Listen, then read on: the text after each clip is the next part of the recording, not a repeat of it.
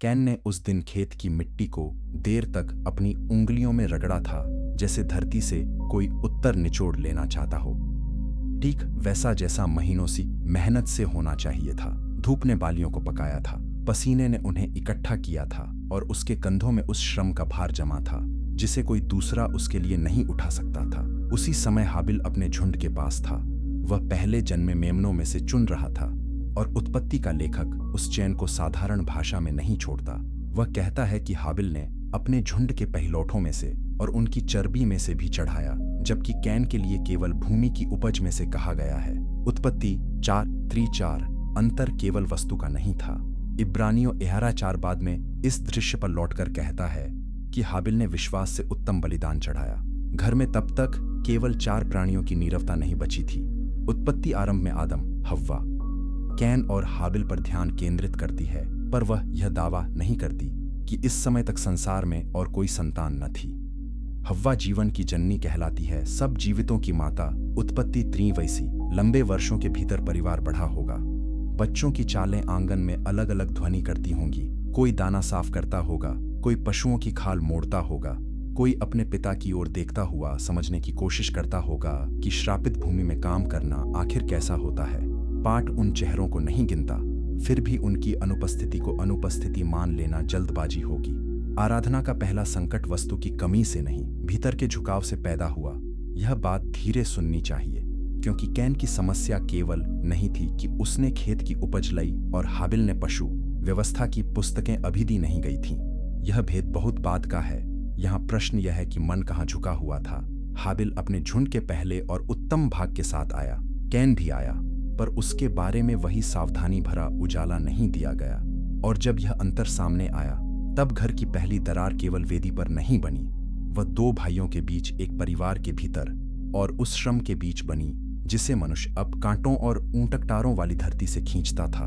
उत्पत्ति 3:17 कैन का चेहरा गिर गया। यह वाक्य छोटा है, पर उसमें मनुष्य के अंदरूनी मौसम का पूरा बदलाव सुनाई देता है। जब चेहरा गिरता है तो शब्द नहीं टूटते, सांस टूटती है। शरीर पहले उत्तर देता है, भाषा बाद में। तब परमेश्वर ने उसे झिड़का नहीं, पहले संबोधित किया। तू क्यों क्रोध में है और तेरा मुंह क्यों उतर गया है? यदि तू भला करे तो क्या तेरी स्वीकृति न होगी? और यदि तू भला न करे तो पाप द्वार पर घात लगाए बैठा है। उसका लालच तेरी ओर है, पर तू उस पर प्रभुता कर। उत्पत्ति 4:6-7 यह चेतावनी न्याय की घोषणा से पहले दया का विस्तार थी। पाप को ऐसे चित्रित किया गया मानो वह चौखट के पास झुका हुआ कोई पशु हो, धैर्यवान नीचे बैठा हुआ और अवसर पाते ही भीतर घुस आने को तैयार। यहाँ कथा का दबाव बहुत तीखा है। एक भाई को अभी रोका जा सकता है, एक घर अभी टूटने से बच सकता है, एक पुरुष अभी अपने चेहरे को ऊपर उठा सकता है, पर कैन के भीतर जो चुप्पी जम रही थी वह साधारण उदासी नहीं थी। उसने अपने भाई को बुलाया। पाठ उस बुलाहट की पूरी पंक्ति नहीं देता।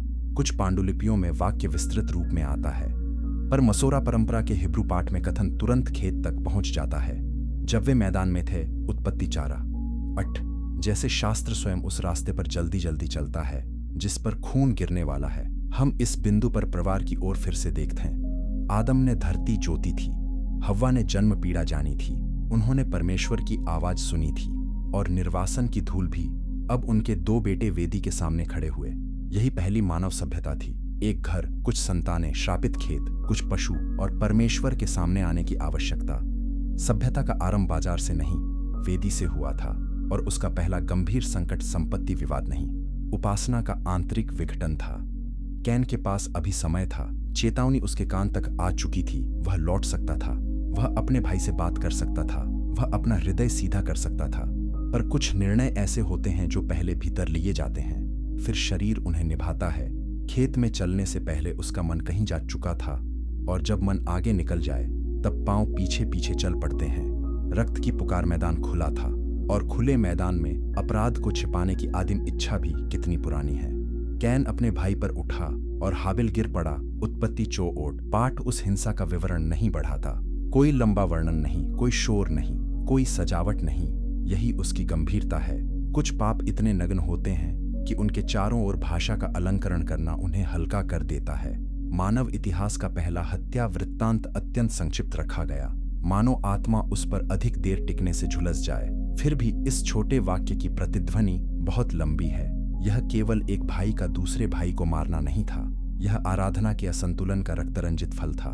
यह यूहन्ना 3 द्वारा बाद में कहेगा कि कैन उस दुष्ट से था और उसने अपने भाई को इसलिए घात किया कि उस काम बुरे और उसके भाई के धर्मी थे। यहाँ ईर्ष्या केवल तुलना नहीं कर रही थी, वह धर्मी गवाही को मिटाना चाहती थी। इब्रानियों 4 कहता है कि हाबिल मरकर भी बोलता है, जो भाई खेत में चुप करा दिया गया उसकी गवाही ही इतिहास में बंद नहीं हुई। तब परमेश्वर ने पूछा, तेरा भाई हाबिल कहाँ है? उत्पत्ति 4:9। यह वही प्रकार का प्रश्न है जो अदन में आदम से पूछा गया था, तू कहाँ है?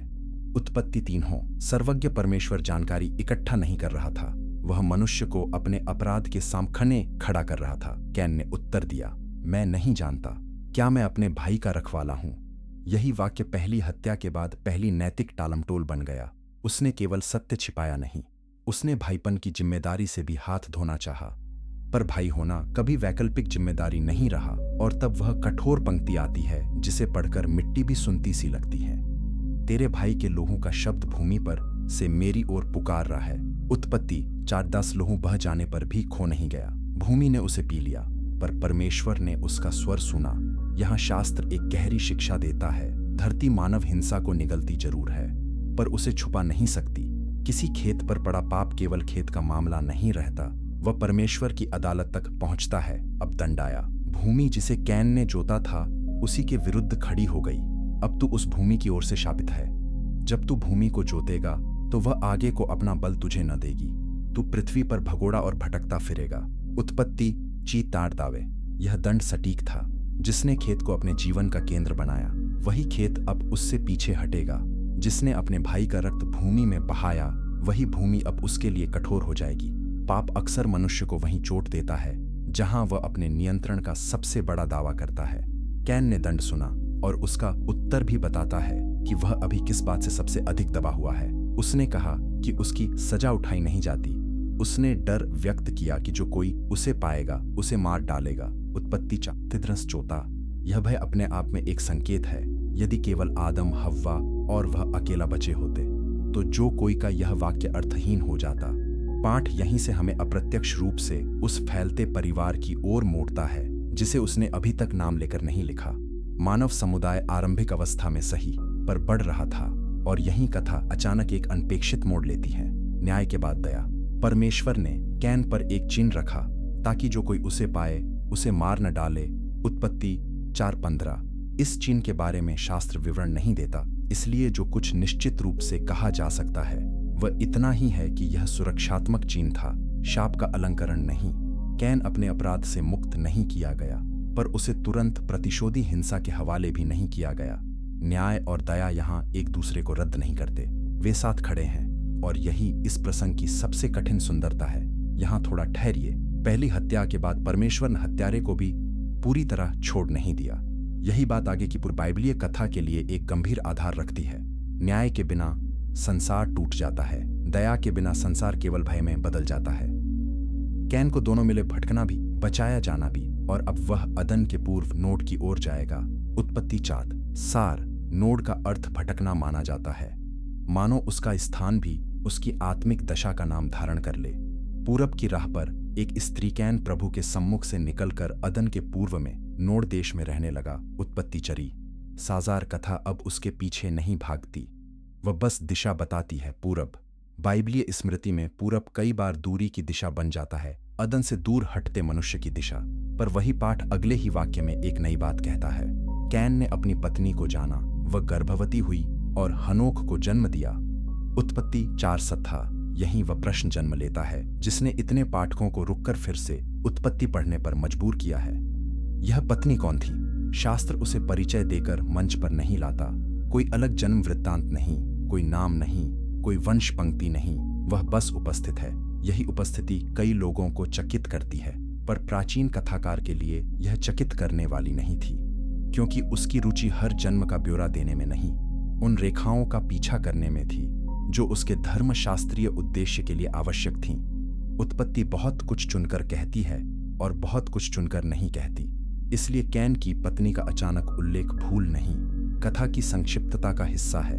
सबसे सीधी और शास्त्र संज्ञेय व्याख्या यह है कि वह आदम और हव्वा की पुत्रियों में से एक थी या निकट संबंध में उनकी वंशज, क्योंकि बाद में स्पष्ट लिखा गया है कि आदम ने और भी बेटे बेटियां उत्पन्न किए। उत्पत्ति 5:4। यदि आदम का जीवन 930 वर्ष तक फैला, उत्पत्ति 5, और यदि शेत का जन्म आदम के 33 वर्ष की अवस्था में हुआ, उत्पत्ति 5:3, तो इन लंबे वर्षों के बीच अनेक संतानें और अगली पीढ़ियां होना असंभव नहीं बल्कि स्वाभाविक है। कैन और हाबिल की कथा शास्त्र की पहली प्राथमिक रेखा थी, परिवार का पूरा वृक्ष नहीं। इस बिंदु पर असहजता आधुनिक पाठक की है, प्राचीन पाठ की नहीं। आज हम निकट संबंधों के विवाह को ऐसे समझते हैं जैसे वह आरंभ से ही समान रूप से निषिद्ध रहा हो, पर उत्पत्ति की प्रारंभिक दुनिया में मानव जाति एक ही परिवार से फैलनी थी। यदि हम पाठ की अपनी ही बुनियादी प्रतिज्ञा को गंभीरता से ले कि मानवता का मूल एक है, तो शुरुआती पीढ़ियों में विवाह के विकल्प बहुत सीमित थे। बाद में व्यवस्था में जो निषेध दिए गए वे बहुत आगे के सामाजिक और वाचा संबंधी चरण से जुड़े हैं। लैवे व्यवस्था अटल। फिर भी कैन की पत्नी को केवल जैविक आवश्यकता की तरह पढ़ना उसके साथ अन्याय होगा। वह कथानक की छोटी सी खिड़की में दिखाई देती है, पर उसके भीतर एक बड़ा भार है। वह उस पुरुष के साथ जा रही है जिसके हाथ पर उसके भाई का रक्त लगा है, या कम से कम खकपरात के अपराध की गूंज उसके परिवार में सबने सुनी होगी। वह केवल एक पत्नी नहीं, वह उस घर का हिस्सा है जिसे पहली बार टूटते देखा गया। पाठ उसके मन का वर्णन नहीं देता, यही चुप्पी उसके भार को और बढ़ा देती है। कोई विदाई संवाद हमारे पास नहीं, कोई पंक्ति नहीं जिसमें हव्वा अपनी बेटी का चेहरा पकड़कर कुछ कहती हो, कोई वाक्य नहीं जिसमें आदम कैन को आखिरी बार देखता हो। शास्त्र ने वह सब सुरक्षित नहीं रखा, पर इतना निर्वासन निजी नहीं रहा। वह परिवार की परतों को अपने साथ ले गया। हर बड़ा पाप कभी अकेले नहीं चलता, वह अपने पीछे संबंधों की लंबी छाया छोड़ता है। और यहीं एक और गहरी बात दिखती है। परमेश्वर ने कैन को भटकने का दंड दिया, पर उसकी कहानी वहीं समाप्त नहीं हुई। उसे पत्नी मिली, संतान हुई, शहर बना। इसका अर्थ पाप की स्वीकृति नहीं, इसका अर्थ यह है कि दंड के भीतर भी जीवन की प्रक्रिया रुकती नहीं। शापित मनुष्य भी खाता है, घर बनाता है, नाम देता है, संतानों को उठाता है। यही मानव इतिहास की कठिन वास्तविकता है। हम टूटे हुए आरंभ से भी संसार बनाते हैं और फिर उस संसार में अपने अपराध की प्रतिध्वनि भी सुनते हैं जो नाम दर्ज नहीं हुए। उत्पत्ति 5:4 एक छोटा सा वाक्य है, और इसी छोटे वाक्य ने कैन की पत्नी के प्रश्न का सबसे सादा उत्तर खोल दिया। शेत के जन्म के बाद आदम 800 वर्ष जीवित रहा और उसके और भी बेटे बेटियां उत्पन्न हुए। पाठ नाम नहीं देता, संख्या नहीं देता, क्रम नहीं देता, बस इतना कहता है कि वे थे। कभी कभी शास्त्र के सबसे नपे तुले वाक्य सबसे बड़े अनुमान सुधारते हैं। जो पाठक यह मान लेता है कि आदम और हव्वा के केवल वे ही बच्चे थे जिनके नाम शुरुआती अध्यायों में आए, वह इस वाक्य से रोका जाता है। ग्रंथ ने उन्हें गिना नहीं, परमेश्वर ने उन्हें भुलाया नहीं। यह अंतर महत्वपूर्ण है। बाइबल की वंशावलियां आधुनिक जनगणना नहीं है। वे हर जीवन का पूर्ण अभिलेख नहीं बनाती, वे विशेष रेखाओं को उजागर करती हैं। वाचा, प्रतिज्ञा, न्याय, उद्धार, और उस बीच की रेखा को जो अंततः प्रतिज्ञात उद्धारकर्ता तक पहुंचेगी। उत्पत्ति 3:15। इस चयन के कारण अनेक जीवन पंक्तियों के बीच रह जाते हैं। यह अनुपस्थिति अपमान नहीं है, यह कथा उद्देश्य का संकेत है। उत्पत्ति आरंभ की हर शिशु रोदन नहीं लिखती, पर वह इतना लिखती है कि हम समझ सकें। मानव परिवार बढ़ा, फैला और उन्हीं अनाम शाखाओं से आगे का संसार भरा। इन और भी बेटों और बेटियों के बीच आदम और हव्वा की वे पुत्रियां भी थी जिनका नाम पवित्र ग्रंथ नहीं रखता। बड़ी हुई, श्रापित धरती में जीवन सीखा, माता पिता की आंखों में अदन की खोई चमक देखी, भाइयों के बीच बढ़ती दूरी महसूस की, और फिर अपने ही परिवार के भीतर विवाह संबंधों की वह कठिन वास्तविकता जानी जो प्रारंभिक मानवता की आवश्यकता बनी। हम उनके निजी शब्द नहीं जानते, पर उनके बिना इतिहास का अगला पृष्ठ खुलता ही नहीं। परिवारों की बुनावट, पीढ़ियों का विस्तार, यह सब उन स्त्रियों की देह, श्रम और धैर्य से होकर ही आया होगा। इस जगह जल्दी करना ठीक नहीं, क्योंकि कभी कभी पाठक केवल इतना सुनना चाहता है कि कैन ने अपनी बहन से विवाह किया होगा और बात समाप्त। पर शास्त्र की चुप्पी का नैतिक वजन इससे बड़ा है। यदि हम केवल पहेली सुलझाकर आगे बढ़ जाएं, तो हम फिर वही करेंगे जो वंशावलियां अक्सर कर बैठती हैं। आगे बढ़ने के लिए स्त्रियों के मौन को उपयोगी किंतु अदृश्य मान लेंगे। उत्पत्ति का पाठ भले उनके नाम न लिखे, पर जब वह कहता है कि आदम के और भी बेटे बेटियां हुए, तब वो हमें कम से कम इतना तो बाध्य करता है कि हम उस अनदेखे आधे इतिहास को पहचाने जिस पर आरंभिक मानव समाज खड़ा था।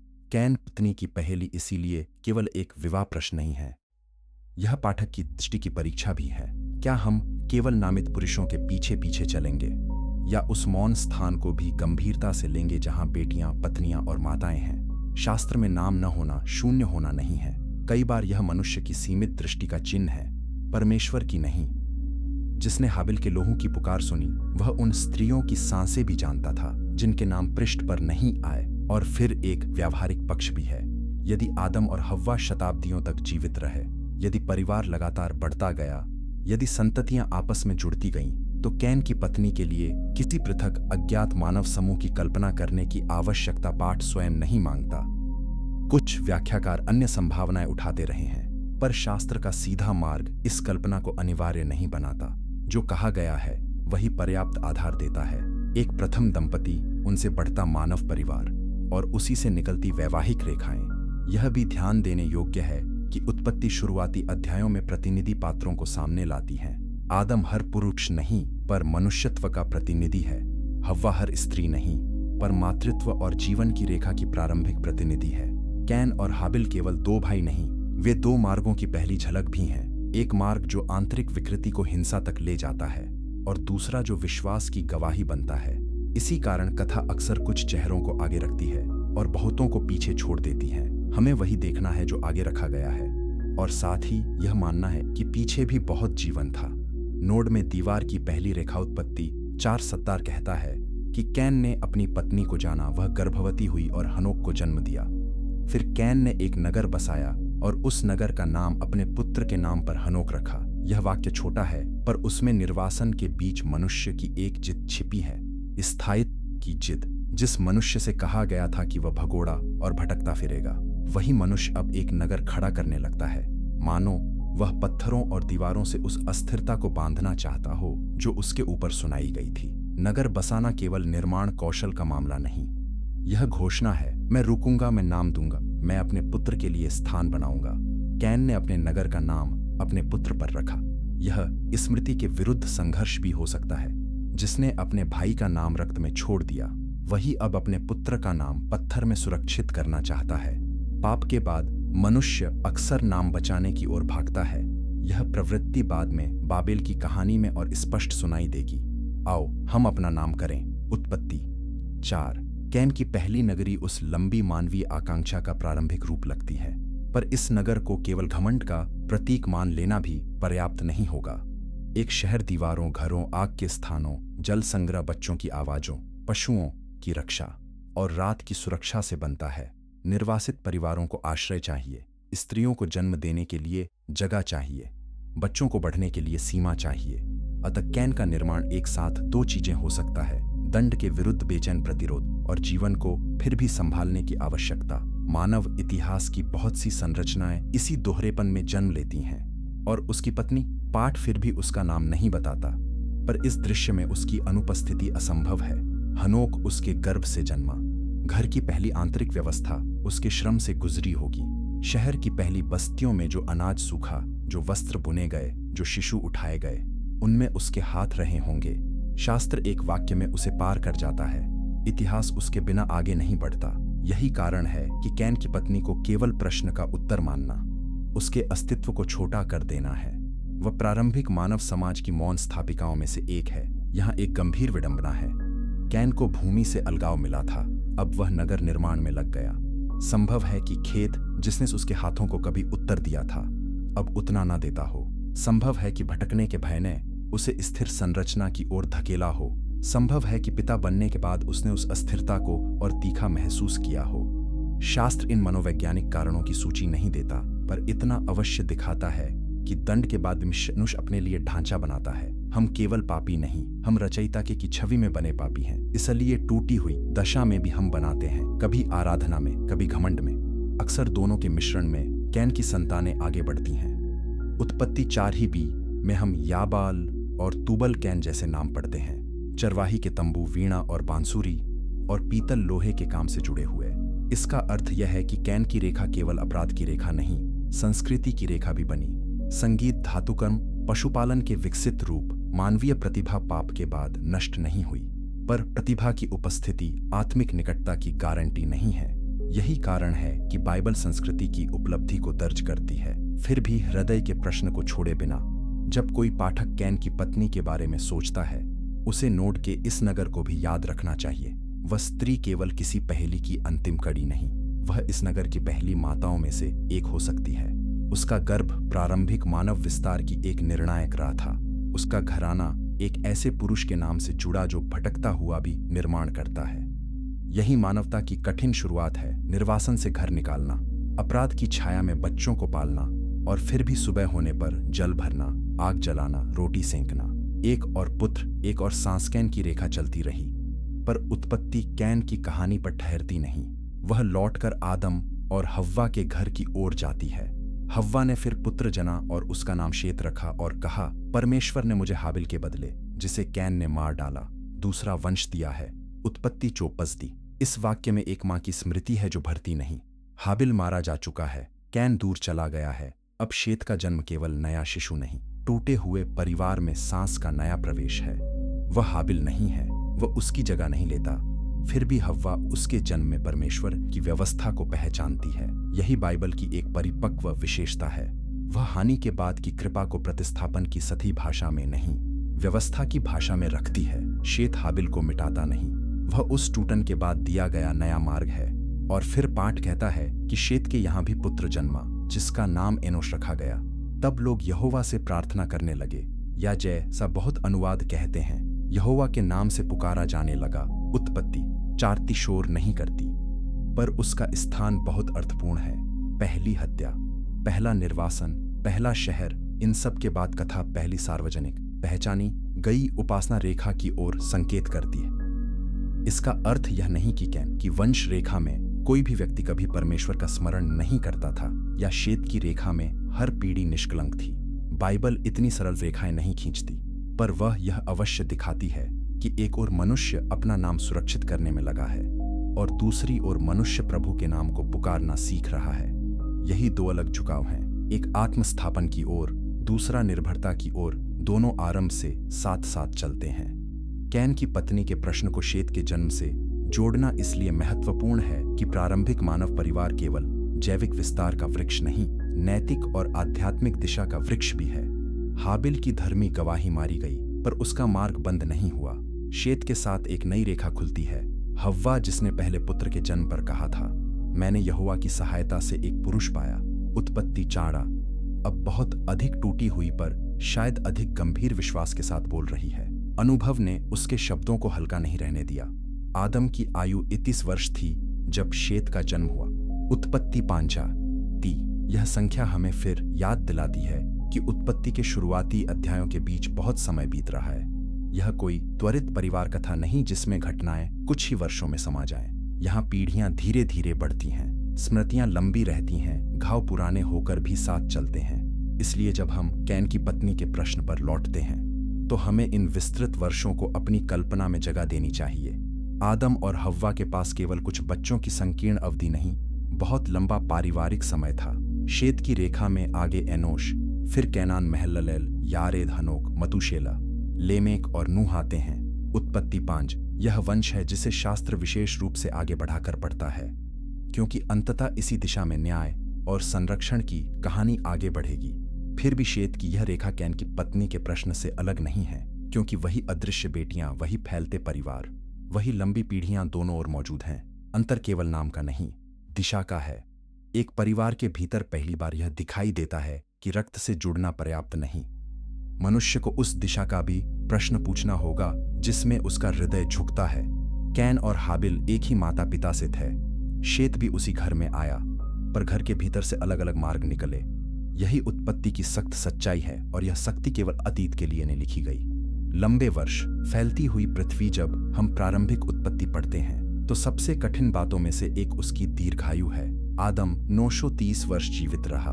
उत्पत्ति 902, एनोश 905, मतूशेला निशो। नई उत्पत्ति 5। आधुनिक पाठक ऐसे अंकों पर तुरंत ठिठक जाता है, पर चाहे कोई इन संख्याओं को सीधी ऐतिहासिक सूचना माने या उनके भीतर प्रतीकात्मक आयामों की संभावना पर विचार करे, पाठ का कार्य स्पष्ट है। आरंभिक मानव काल को असाधारण लंबाई के रूप में प्रस्तुत किया गया है, और इसी असाधारण लंबाई का एक सीधा परिणाम है पीढ़ियों का व्यापक ओवरलैप। यदि एक पुरुष और स्त्री शताब्दियों तक जीवित रहे थे और यदि उनकी संतानें भी लंबे जीवन पाती हैं, तो परिवार रचना आधुनिक अनुभव से बिल्कुल अलग होगी। भाई बहनों की अनेक श्रेणियां, भतीजे भतीजियां, आगे की पीढ़ियां, विस्तृत कुटुंब समूह, यह सब एक साथ जीवित और संपर्क में रह सकता है। तब कैन का भय कि जो कोई मुझे पाएगा वह मुझे मार डालेगा, उत्पत्ति 4:4 अचानक कहीं अधिक समझ में आने लगता है। वह हवा में बात नहीं कर रहा, परिवार बढ़ चुका है। हाबिल का रक्त केवल एक छोटे घर का शोक नहीं, फैलते हुए वंश का घाव बन चुका है। जरा इस चुप्पी को सुनिए। प्रारंभिक पृथ्वी खाली मैदान नहीं रही होगी जहां केवल 4 या 5 चेहरे दूर दूर चलते दिखते हों। समय के साथ जन्म बड़े होंगे, तंबू और आश्रय बने होंगे, झुंड बड़े होंगे, खेत फैले होंगे, बच्चों की आवाजें एक क्षेत्र से दूसरे क्षेत्र तक पहुंची होंगी। जब पाठ संक्षिप्त रहता है तो हम अक्सर संसार को भी संक्षिप्त समझ लेते हैं, पर उत्पत्ति 5:4 जैसे वाक्य उस संचन को तोड़ते हैं। आदम के और भी बेटे बेटियां थे। यही वाक्य आरंभिक जनसंख्या वृद्धि की सबसे सरल कुंजी है। कुछ लोग यहां उत्पत्ति 6:3 को लाते हैं। मनुष्य की आयु 120 वर्ष की होगी। इस वचन की व्याख्या पर एकमतता नहीं है। कुछ पाठक इसे जल प्रलय से पहले 20 वर्षों की मोहलत मानते हैं, कुछ इसे बाद के मानवीय जीवन सीमा की दिशा में संकेत समझते हैं। दोनों प्रकार की व्याख्याएं पुराने पाठन इतिहास में मिलती हैं, पर जो बात स्पष्ट है वह यह कि जल प्रलय के बाद वंशावलियों में आयु क्रमशः घटती दिखाई देती है। नूह 980 वर्ष तक जीवित रहा। उत्पत्ति 9:9 फिर आगे अब्राहम इसा 85, इसहाक 86, याकूब ऐसा 89 और मूसा 21 तक आते आते मानव जीवन का परिमाण बदल चुका दिखता है। इन लंबी आयुओं के कारण कैन की पत्नी के प्रश्न को हल करने के लिए किसी अनिवार्य बाहरी मानव समूह की आवश्यकता नहीं पड़ती। आदम और हव्वा से अनेक संतानें हुईं, वे बढ़ीं, विवाह हुए, आगे संततियां हुईं, और यह सब इतने लंबे समय में हुआ कि नोड की ओर जाते कैन के लिए एक पत्नी मिलना कथानक के भीतर स्वाभाविक हो जाता है। यही कारण है कि प्रारंभिक अध्यायों को पढ़ते समय आधुनिक समय की संकुचित पीढ़ी कल्पना को पीछे रखना पड़ता है। कुछ व्याख्याकार कहते हैं कि दीर्घायु एक ऐसे संसार की छाया है जो अदन के अधिक निकटे था। यह कथन शास्त्र का सीधा वाक्य नहीं, बल्कि एक धर्मशास्त्रीय चिंतन है। इसे इसी सावधानी से सुनना चाहिए। पाठ इतना अवश्य दिखाता है कि आरंभिक मानव दशा और बाद की दशा में अंतर है।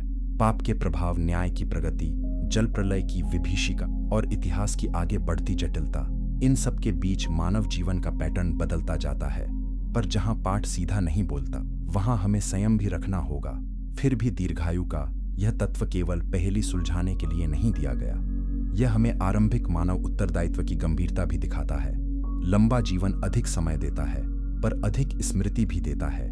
आदम इतने लंबे समय तक जीवित रहा कि उसने अपनी कई पीढ़ियां देखी होंगी। उसने कैन का अपराध, शेत का जन्म और बढ़ते वंशों की दिशा देखी होगी। एक पिता के लिए यह कितना भारी समय रहा होगा, उस संसार को देखते जाना जो उसी के पतन के बाद खुला था। और इस पूरे विस्तार में आदम और हव्वा की बेटियां कहाँ हैं? वहीं हैं जहां जीवन वास्तव में बढ़ता है, गर्भों में, घरों में, पीढ़ियों की देखभाल में, छोटे परिवारों को बड़े कुलों में बदलने की धीमी प्रक्रिया में। वे केवल कैन की पत्नी के प्रश्न का उत्तर नहीं, वे प्रारंभिक पृथ्वी के भरने का साधन है। फलवंत और बहुत हो की रेखा मानव इतिहास में उनके बिना आगे नहीं जा सकती थी। उत्पत्ति 1 विवाह, सीमा और समय कैन की पत्नी के प्रश्न पर सबसे अधिक बेचैनी आधुनिक नैतिक वेदना से आती है। यदि वह उसकी बहन या निकट संबंधी थी तो क्या यह वही बात नहीं जिसे बाद में शास्त्र निषिद्ध ठहराता है? इस प्रश्न को टालना नहीं चाहिए, पर उसे समय और वाचा के क्रम में रखना आवश्यक है। प्रारंभिक मानवता की शुरुआत एक परिवार से दिखाई गई है। ऐसे में आरंभिक पीढ़ियों में निकट संबंधों के विवाह जैविक और सामाजिक आवश्यकता की श्रेणी में आते हैं। पाठ इसे सनसनी की तरह प्रस्तुत नहीं करता, क्योंकि उसके लिए यह उस चरण की अनिवार्यता है। बहुत बाद में, जब इस्राएल एक व्यवस्थित वाचा समाज के रूप में आकार लेता है, तब लेव्य व्यवस्था, आत्रा और 20 में निकट संबंधों के विवाह पर स्पष्ट निषेध दिए जाते हैं। ये निषेध जंगल यात्रा और पवित्रता व्यवस्था के संदर्भ में आते हैं, जहां परमेश्वर अपने लोगों को अन्य जातियों की प्रथाओं से अलग खड़ा कर रहा है। अतः जो प्रारंभिक मानव वृद्धि की स्थिति में आवश्यक था, वही बाद के वाचा समुदाय में निषिद्ध ठहराया गया। समय, परिस्थिति और प्रकाशन की प्रगति का यह अंतर समझना जरूरी है। बाइबल के बाद के इतिहास में भी हम पारिवारिक निकटता वाले विवाहों के उदाहरण देखते हैं। यद्यपि वे हमेशा ठीक उसी प्रारंभिक स्तर के नहीं हैं। अब्राहम स्वयं कहता है कि सारा उसकी सौतेली बहन थी, एक ही पिता की बेटी पर एक ही माता की नहीं उत्पत्ति हुई। इसहाक और याकूब की पत्नियां भी व्यापक कुटुंब व्रत से आती हैं। इससे यह नहीं सिद्ध होता कि हर प्रकार का निकट संबंध स्वीकार्य था, पर इतना अवश्य दिखता है कि बाइबलीय कथा में वैवाहिक रेखाएं अक्सर पारिवारिक दायरे के भीतर चलती हैं, विशेषकर तब जब वंश पहचान और विश्वास की रेखा को सुरक्षित रखना हो। यहाँ एक और सावधानी चाहिए। प्रारंभिक अध्यायों में निकट संबंधों के विवाह का उल्लेख यह नहीं सिखाता कि ऐसा नैतिक रूप से समान रूप से स्वीकार्य है। बाइबल का नैतिक ढांचा इतिहास खुलता है, जो बात एक आरंभिक उत्पत्ति संदर्भ में मानव जाति के विस्तार के लिए आवश्यक थी, वही बाद में पत्रता और सामाजिक व्यवस्था के लिए वर्जित हो जाती है। अतः कैन की पत्नी का प्रश्न पढ़ते समय हमें न तो आधुनिक निषेध को अनावश्यक रूप से पीछे धकेलना चाहिए, न आरंभिक संदर्भ को बाद की व्यवस्था से कठोरता से मापना चाहिए। कुछ लोग इस प्रश्न पर बहुत तेज निष्कर्ष चाहते हैं, मानो शास्त्र हर युग के लिए एक ही सामाजिक विन्यास को बिना क्रम भेद के लागू करता हो, पर बाइबल का अपना इतिहास अधिक सूक्ष्म है। आदम और हव्वा की संतानों से मानव जाति का फैलना और फिर इस्राएल की पवित्रता सीमाओं का स्थापित होना एक ही कहानी के अलग चरण हैं। एक तरफ आरंभ, दूसरी तरफ विनियमित वाचा समाज, दोनों को एक ही क्षण में समेटना पाठ के साथ न्याय नहीं करेगा, और इस चर्चा के भीतर भी आदम और हव्वा की बेटियां पीछे हट जाती हैं। हम विवाह की वैधता, वंश की दिशा, नियमों की समय सापेक्षता पर बात करते हैं, पर यह ना भूलें कि यही वे स्त्रियां थीं जिनकी देह से प्रारंभिक मानवता आगे बढ़ी। उनके लिए विवाह कोई धर्मशास्त्रीय पहेली नहीं, जीवित वास्तविकता थी। वे आरंभिक पृथ्वी की माताएं थीं। यही कारण है कि कैन की पत्नी पर विचार करना केवल किससे विवाह हुआ पूछना नहीं, बल्कि कैसे मानव परिवार बना पूछना भी है। इस समूची चर्चा के पीछे एक और बाइबलीय सत्य खड़ा है, मानवता की एकता। बाद में प्रेरित पौलुस कहेगा कि परमेश्वर ने एक ही से मनुष्यों की सब जातियां बनाई। प्रेरितों के काम 26 यह नया नियम का कथन उत्पत्ति की रेखा को ही आगे बढ़ाता है। प्रारंभिक असहज प्रश्न के भीतर भी यही बड़ा धर्मशास्त्रीय दावा छिपा है, मानव परिवार अंततः एक है। हम इतिहास में बट्टे झगड़े दूर हुए, पर उत्पत्ति हमें एक साझा मूल की ओर लौटाती है। जब परंपरा नाम देने लगती है, जब शास्त्र किसी पात्र का नाम नहीं देता, तो मनुष्य की कल्पना अक्सर वह जगह भरना चाहती है। यही कारण है कि यहूदी परंपराओं में आदम और हव्वा की बेटियों तथा कैन की पत्नी के लिए नाम उभरते हैं। जुबली नामक प्राचीन यहूदी ग्रंथ में कैन की पत्नी का नाम अवान और शेत की पत्नी का नाम अजूरा जैसा मिलता है। यह सामग्री रोचक है, क्योंकि यह दिखाती है कि प्राचीन पाठक भी उन मौन स्थानों पर ठहरते थे जहां उत्पत्ति चुप रहती है। उन्हें भी यह जानने की लालसा थी कि वे अनाम स्त्रियां कौन थीं, पर यहाँ विवेक आवश्यक है। जुबली कैनोनिकल शास्त्र का भाग नहीं है, न यहूदी और अधिकांश मसीही परंपराओं में उत्पत्ति के समान अधिकार रखता है। इसलिए अवान, अजूरा जैसे नामों को हम ऐतिहासिक निश्चितता के रूप में नहीं ले सकते। हम इतना भर कह सकते हैं कि एक परंपरा ऐसी नाम स्मृति रखती है। एक परंपरा यह मानती है वाक्य यहाँ उचित है। बाइबल बताती है यहाँ ऐसा कहना अनुचित होगा। तथ्य और परंपरा के बीच का यह अंतर संभालना जरूरी है। फिर भी इन परंपराओं को पूरी तरह हल्के में उड़ा देना भी शायद न्यायपूर्ण न हो। वे इस बात की गवाही देती हैं कि शास्त्र के मौन ने पाठकों में सम्मानजनक जिज्ञासा जगाई। उन्होंने उन स्त्रियों को चेहरा देने की कोशिश की जिनके बिना कहानी आगे बढ़ती नहीं। कभी कभी बात परंपरा कैनोनिकल पाठ का स्थान नहीं लेती, पर पाठकों के मन की दिशा दिखाती है। कैन की पत्नी के लिए अवान नाम रखने की इच्छा शायद इसी गहरे अनुभव से निकली हो कि एक ऐसी स्त्री थी और उसके बिना नोड की कहानी अधूरी है। यहीं फिर सीमा खींचनी होगी। हम इन परंपराओं से प्रेरित होकर कल्पना का संयत उपयोग कर सकते हैं, पर सिद्धांत नहीं बना सकते। कैन की पत्नी की पहचान के लिए हमारा मुख्य आधार उत्पत्ति 5 ही रहेगा, जहां आदम के और भी बेटे बेटियों का उल्लेख है। जुबली का काम यहाँ अधिकतम एक सांस्कृतिक व्याख्यात्मक प्रतिध्वनि का है, शास्त्रीय निर्णायक प्रमाण का नहीं। जब कैनोनिकल पाठ पर्याप्त आधार दे रहा हो, तब अतिरिक्त परंपरा रोचक हो सकती है, आवश्यक नहीं। यह बात केवल कैन की पत्नी के प्रश्न पर लागू नहीं होती। बाइबल पढ़ते समय हम अक्सर उन मौन जगहों पर अतिरिक्त सामग्री खोजते हैं जिन पर पाठ स्वयं संक्षिप्त है। कभी यह लाभकारी हो सकता है यदि वह हमें विनम्र बनाए, कभी यह हानिकारक हो सकता है यदि वह हमें उस सीमा से बाहर धकेल दे जहां शास्त्र ने बोलना बंद कर दिया। यशाया 25:8-9 हमें याद दिलाता है कि परमेश्वर के विचार और मार्ग मनुष्य के विचारों और मार्गों से ऊंचे हैं। इस वचन का अर्थ यह नहीं कि इसलिए हर रिक्त स्थान में कुछ भी भर दिया जाए। इसका अर्थ यह भी है कि जहां ईश्वर ने सब कुछ प्रकट नहीं किया, वहां विनम्रता भी भक्ति का हिस्सा है। इसलिए यदि कोई पूछे क्या कैन की पत्नी का नाम अवान था, तो सबसे सावधानी भरा उत्तर यही होगा। कुछ प्राचीन यहूदी परंपराएं ऐसा नाम देती हैं, पर बाइबल स्वयं उसका नाम नहीं बताती। यदि कोई पूछे क्या वह आदम और हव्वा की पुत्रियों में से एक थी, तो यही सबसे सीधी और पाठ संगत संभावना है। इन दोनों स्तरों को अलग रखना सत्यनिष्ठा है, और बाइबलीय कहानी के साथ यही ईमानदारी चाहिए। जितना लिखा है उतना कहना, जितना नहीं लिखा उतने पर सीमा बहता। 2 वंश एक मानवता कैन की रेखा को यदि केवल अपराध की रेखा कह दिया जाए तो उत्पत्ति 4 का आधा अर्थ छूट जाएगा। शास्त्र बताता है कि उसी वंश में तंबुओं में रहने वालों का पिता याबाल हुआ, वीणा और बांसुरी बजाने वालों का पिता युबाल हुआ, और पीतल व लोहे के सब प्रकार के औजार बनाने वाला तूबल कैन हुआ। उत्पत्ति का विकास, संगीत की रचना, धातुकर्म की कुशलता, ये सब मानवीय सभ्यता के बड़े चरण हैं। इसका अर्थ यह है कि संस्कृति का उदय केवल धर्मी रेखा में सीमित नहीं था। मनुष्य चाहे आत्मिक रूप से कितना ही दूर क्यों न हो, फिर भी परमेश्वर की छवि में बना होने के कारण सृजनात्मक क्षमता रखता है। पर उसी कैन की रेखा में लेमेक का गीत भी आता है। मैंने एक पुरुष को मेरे घायल करने के कारण और एक जवान को मेरे चोटिल करने के कारण मार डाला। जब कैन का पलटा 7 गुना लिया जाएगा तो लेमेक का 77 गुना। उत्पत्ति 4:3-4। यहाँ हम देखते हैं कि संस्कृति और हिंसा साथ साथ चल सकती हैं। संगीत के बाद घमंड, धातु कौशल के बाद प्रतिशोध का उद्घोष, यही मानवीय जटिलता है। विकास आत्मिक स्वास्थ्य की गारंटी नहीं देता। सभ्यता खड़ी हो सकती है और हृदय उसी समय और कठोर भी हो सकता है। दूसरी ओर शेत की रेखा में यहोवा के नाम से पुकारे जाने की ध्वनि आती है। उत्पत्ति 4:6।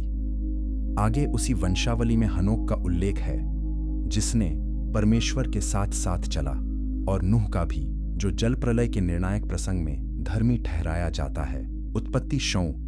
इसका अर्थ यह नहीं कि शेत की हर पीढ़ी स्वयं सिद्ध धर्मी थी, पर उत्पत्ति उसके भीतर एक अलग दिशा दिखाती है। निर्भरता, स्मरण, उपासना और उस वंश की रक्षा जिसमें आगे उद्धार इतिहास का मुख्य मार्ग चलेगा। यहाँ एक गहरी तुलना बनती है, पर उसे कठोर द्वैत में नहीं बदलना चाहिए। कैन की रेखा कला, तकनीक और शहरीकरण को विकसित करती है। शेत की रेखा प्रभु का नाम पुकारती दिखाई देती है। एक रेखा में उपलब्धि है, दूसरी में आराधना का संकेत। पर बाइबल यह नहीं कहती कि संस्कृति स्वयं बुरी है या कि आध्यात्मिकता संस्कृति विरोधी है। उसका प्रश्न इससे गहरा है, मनुष्य जो बनाता है, क्या वह प्रभु के सामने झुकता भी है? और जो प्रभु का नाम लेता है, क्या वह पृथ्वी पर अपनी जिम्मेदारियों से भागता है? सच्ची बाइबलीय दृष्टि इन दोनों को अलग अलग कोठरियों में नहीं बंद करती। कैन की पत्नी के प्रश्न में यह अध्याय इसलिए जुड़ता है कि वही स्त्रियां इन दोनों वंशों के बीच आरंभिक मानवीय निरंतरता का हिस्सा थीं। कैन की पत्नी से हनोक और आगे की रेखा चली, आदम और हव्वा की दूसरी बेटियां शेत के वंश और अन्य शाखाओं में गई होंगी। यही कारण है कि 2 वंश कहने पर भी एक मानवता बना रहता है। विभाजन आत्मिक दिशा में है, मूल साझा है। यह बात अत्यंत महत्वपूर्ण है। बाइबल मानवता को मूलतः एक परिवार के रूप में समझती है, पर यह भी दिखाती है कि उसी परिवार के भीतर प्रभु से दूरी और प्रभु की ओर पुकार दोनों संभव हैं। हमारे समय में यह शिक्षा अभी भी तेज है। उपलब्धि, तकनीक, संगीत, शहर, औजार, इनमें से कोई भी अपने आप में परमेश्वर विरोधी नहीं। पर यदि मनुष्य उन्हें आत्मस्थापन का साधन बना ले और प्रभु से स्वतंत्र गौरव की सीढ़ी बना दे, तो वही पुरानी रेखा फिर सामने आती है। दूसरी ओर केवल धार्मिक भाषा भी पर्याप्त नहीं। यदि हृदय वास्तव में प्रभु की ओर न झुका हो, कैन और शेत के बीच का अंतर बाहरी पहचान से कहता है, वह हृदय की दिशा का अंतर है। हाशिए की बेटियां अब फिर उन स्त्रियों की ओर लौटना चाहिए जो पूरे आरंभिक इतिहास के किनारे खड़ी दिखाई देती हैं, जबकि वास्तव में वे किनारे नहीं, आधार थीं। आदम और हव्वा की बेटियां, कैन की पत्नी, शेत की पत्नी, वे महिलाएं जिनके बिना न कैन का नगर बसता, न शेत की रेखा बढ़ती, न पृथ्वी भरती, न वे पीढ़ियां आती जिनकी वंशावली बाद में नाम लेकर पढ़ी जाती है। शास्त्र की संक्षिप्तता ने उन्हें मौन में रखा, पर जीवन ने उन्हें केंद्र में रखा था। कई बार पाठक यह मान बैठता है कि यदि बाइबल ने किसी का नाम नहीं लिखा तो शायद वह कथा में गौण होगा, पर आरंभिक उत्पत्ति यही भ्रम तोड़ती है। हाबिल के मरने के बाद यदि केवल नामित पुरुष ही शेष रहते तो मानव इतिहास आगे कैसे बढ़ता? यदि आदम के और भी बेटे बेटियां, उत्पत्ति, पंचचोर, तो कैन की पत्नी का प्रश्न उठता ही नहीं। यदि वे बेटियां न होती तो बाद की पूरी मानव वृद्धि असंभव हो जाती। अतः उनकी मौन उपस्थिति वस्तुतः पाठ की अनिवार्य शर्त है। यहीं एक गहरी आध्यात्मिक शिक्षा छिपी है। परमेश्वर का इतिहास अक्सर उन लोगों के कंधों पर आगे बढ़ता है जिनका सार्वजनिक उल्लेख संक्षिप्त होता है।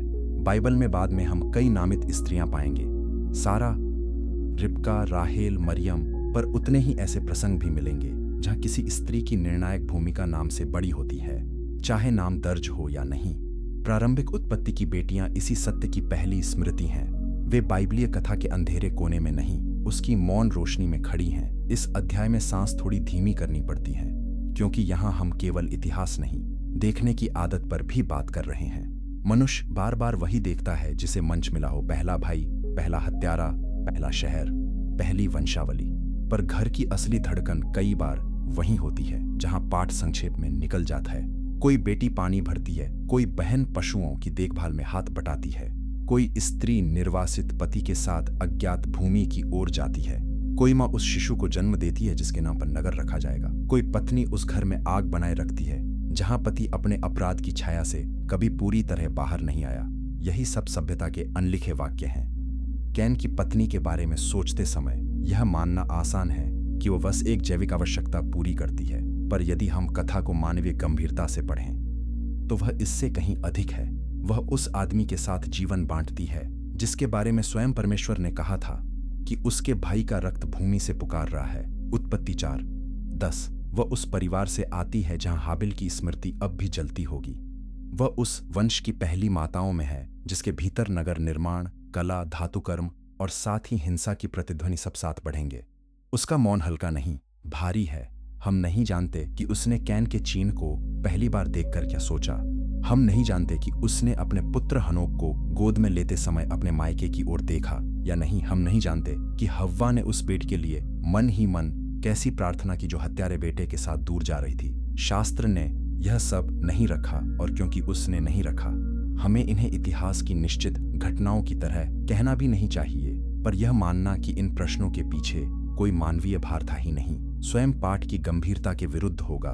मौन का अर्थ शून्यता नहीं, कई बार वह केवल यह बताता है कि कथा हमें सभी अंतःसंवाद देकर नहीं, कुछ निर्णायक रेखाएं देकर आगे बढ़ रही है। इस पूरे प्रश्न के भीतर स्त्रियों के श्रम का आयाम भी याद रखना चाहिए। आरंभिक प्रत्यय पर परिवार का विस्तार केवल जन्म से नहीं, पालन से भी हुआ। बच्चों को उठाना, भोजन जुटाना, जीवन की लय बनाए रखना, रिश्तों को संभालना, शोक में भी दिनचर्या चलाना, ये सब वही अदृश्य कार्य हैं जिनके बिना कोई वंशावली अगले नाम तक नहीं पहुंचती। जब हम कैन की पत्नी का नाम पूछते हैं तो शायद हमें यह भी पूछना चाहिए कि उसके कंधों पर कौन सा संसार टिका था। यही कारण है कि आदम और हव्वा की बेटियों को भूली हुई कहना भी आधा सत्य है। मनुष्य ने उन्हें पढ़ते समय भुला दिया हो, पर पाठ ने उन्हें पर्याप्त संकेत देकर उपस्थित रखा है। और परमेश्वर, जो इतिहास का केवल लेखक नहीं, उसका साक्षी भी है, उनके जीवन से अनभिज्ञ नहीं था। जिसने हव्वा को जीवितों की माता बनने दिया, उसने उसकी पुत्रियों को भी उस कहानी के भीतर देखा होगा जो अदन के बंद द्वार के बाहर लिखी जा रही थी। एक खुला हुआ द्वार। अब प्रश्न फिर सामने है, कैन की पत्नी कौन थी? यदि हमें उत्पत्ति के भीतर रहकर उत्तर देना हो तो सबसे स्थिर उत्तर यही है, वह आदम और हव्वा की संतानों में से थी, संभवतः उनकी पुत्रियों में से एक या निकट संबंध की ऐसी वंशज जो उसी बढ़ते परिवार से आती थी। उत्पत्ति 5:4 इस निष्कर्ष के लिए आवश्यक आधार देती है। कैन का जो कोई मुझे पाया कहना, उत्पत्ति 4:4 दीर्घायु वाली वंशावलियां, उत्पत्ति 5 और प्रारंभिक मानव वृद्धि की आवश्यकता, ये सब इसी दिशा में इशारा करते हैं। पाठ हमें इतना देता है कि हम भ्रम में न रहें, पर इतना भी नहीं देता कि हम जिज्ञासा को पूर्ण संतुष्टि का भ्रम पाल लें। और शायद यही उत्पत्ति का धर्मशास्त्रीय अनुशासन है। वह हर रहस्य नहीं खोलती, क्योंकि उसका उद्देश्य हर रिक्ति भरना नहीं। वह हमें यह दिखाती है कि मानवता एक जोड़े से शुरू हुई, कि पाप ने पहले ही परिवार को तोड़ दिया, कि ईश्वर ने न्याय किया और फिर भी दया की, कि कैन की रेखा में शहर और कला उभरे, कि शेत की रेखा में प्रभु का नाम पुकारा गया, कि बेटियां थीं भले नाम न दिए गए, और कि प्रतिज्ञा की धारा टूटन के बीच भी चलती रही। यह सब जानना उद्धार इतिहास को समझने के लिए पर्याप्त है। यह कहना गलत होगा कि इसलिए प्रश्न महत्वहीन है। नहीं, यह प्रश्न महत्वपूर्ण है क्योंकि यह हमें पाठ को ध्यान से पढ़ना सिखाता है। यह हमें छोटे वाक्यों के महत्व, वंशावली की चयनात्मक प्रकृति, स्त्रियों की मौन उपस्थिति और शास्त्र की सीमित परंतु विश्वसनीय सूचना के प्रति जागरूक करता है। कैन की पत्नी का प्रश्न हमें उत्पत्ति के आरंभिक अध्यायों में वापस भेजता है और यह अच्छा है। गंभीर पाठ हमेशा वापस पाठ में लौट आता है, कल्पना में नहीं भागता। साथ ही यह प्रश्न हमारी आत्मा की भी जांच करता है।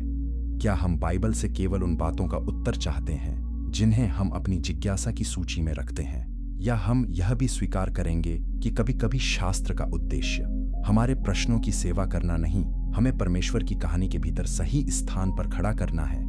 जब हम कैन, हाबिल, शेत, आदम, हव्वा और उन अनाम बेटियों को देखते